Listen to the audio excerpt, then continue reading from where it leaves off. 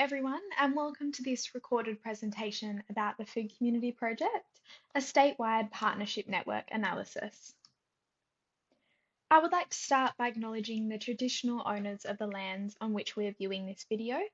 I recognise their continuing connection to the land and the beautiful ocean, and thank them for protecting this country for thousands of generations. I respect all elders past and present. So here we have pictured our Food Community Project team, led by Dr. Stephanie Godrich. We have Professor Amanda Devine, Associate Professor Mel Stoneham, Isabel Kira, Jess Stowe, and Emily Humphreys, and together we make up the Food Community Project team. So the Food Community Project aims to identify, map, evaluate, and strengthen government and community food security initiatives across the WA regions to support food security action. So we're conducting this work across 6 WA regions, including the Wheatbelt, Midwest, Great Southern, Kimberley, Pilbara, and Goldfields. And throughout 2022 to 2023, the Food Community team conducted interviews with government and community-led food security initiative leaders across regional Western Australia. And throughout those interviews, we sought to understand who and how organisations work in partnership to support food security in their region. Then when we talk about partnership network analysis, we use 4 key terms: hubs, connecting nodes, connected components, and unconnected. So hubs are the organisations that keep their network together and connect multiple groups of partners. They have more than the average number of connections.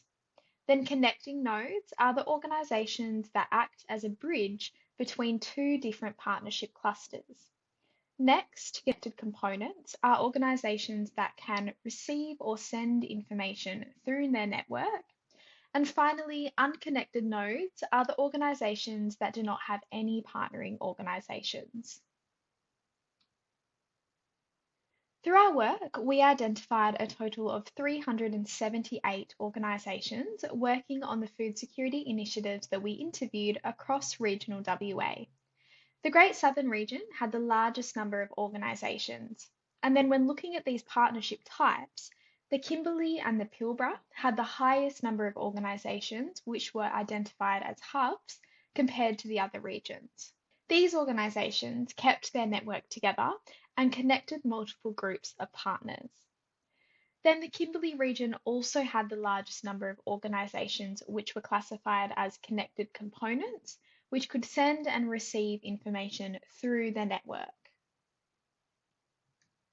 So after we interview people, we upload the data into an online tool called the Tool for Systemic Change.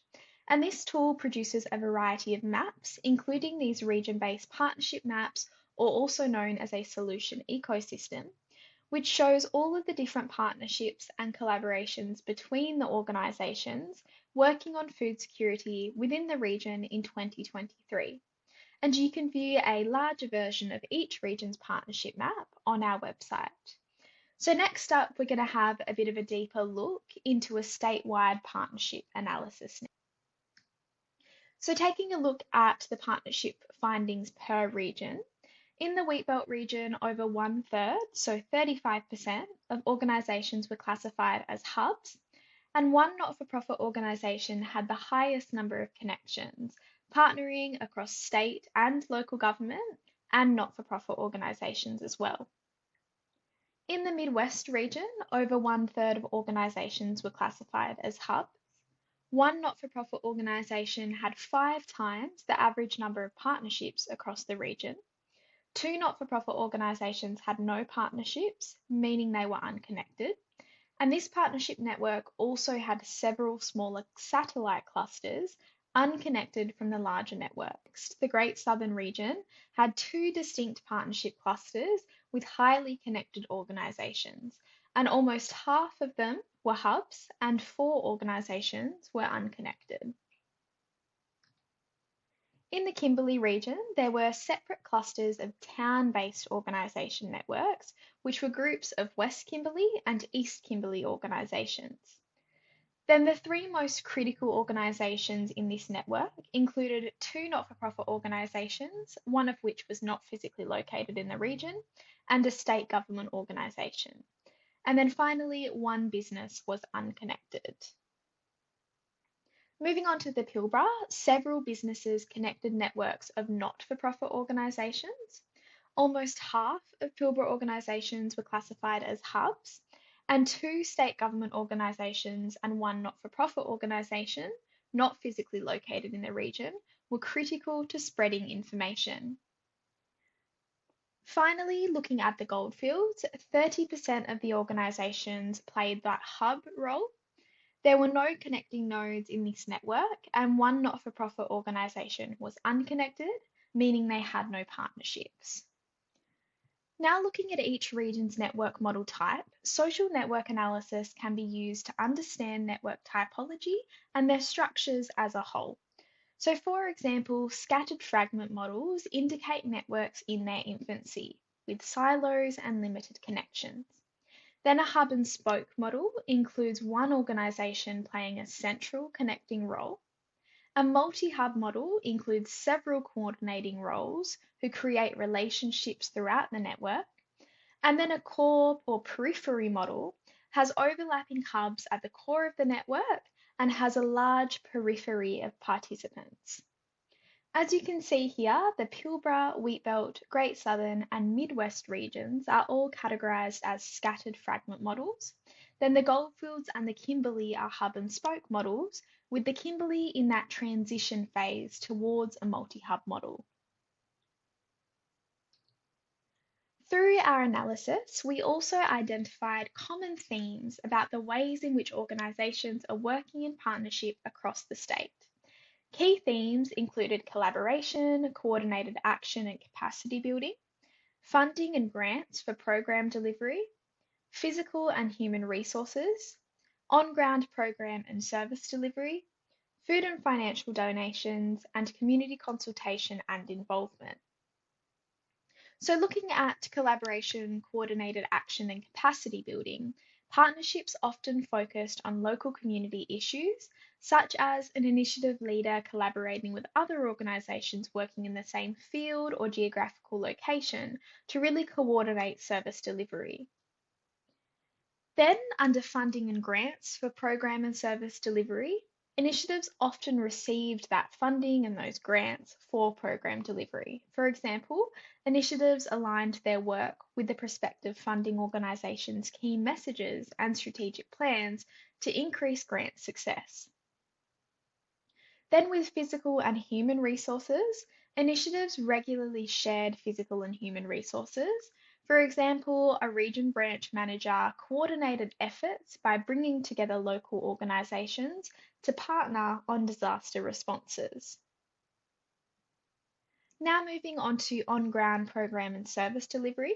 Initiatives joined together to support on-ground program delivery. For example, one initiative collaborated with an Aboriginal corporation to ensure that their program was culturally appropriate. Next, under food and financial donations, several food relief initiatives received food donations from larger not-for-profits and supermarkets. For example, donations were from local businesses, sponsors, community members, and larger organisations that had shared values and goals. Finally, looking at community consultation and involvement, this included community members who volunteered and they were described as integral in the design and/or delivery of services. For example, an initiative leader described their organisation as being reliant on volunteers. So based on these food community project findings, we have developed recommendations to strengthen WA Region's partnership networks. These include that organisations should identify and document clear partnership purposes, roles and actions. If desired, unconnected organisations should be supported to connect into their partnership network. This could be achieved through creating a bank of region-based partnership opportunities, for example, the Food Community website, as well as interagency networking groups. Then finally, each regional network should be supported to shift across the network stages, for example, by connecting organisations, increasing collaboration on small food security projects, bringing in new organisations, and implementing ways to share information. So that brings us to the end of the partnership analysis presentation. We would like to acknowledge and thank our project partners and funders, which are listed here. Thank you very much for listening to this presentation. If you have any questions, please email us at foodcommunity@ecu.edu.au. You can also follow us on Facebook to keep up to date with the project, as well as head over to our website and sign up for free to access a variety of resources.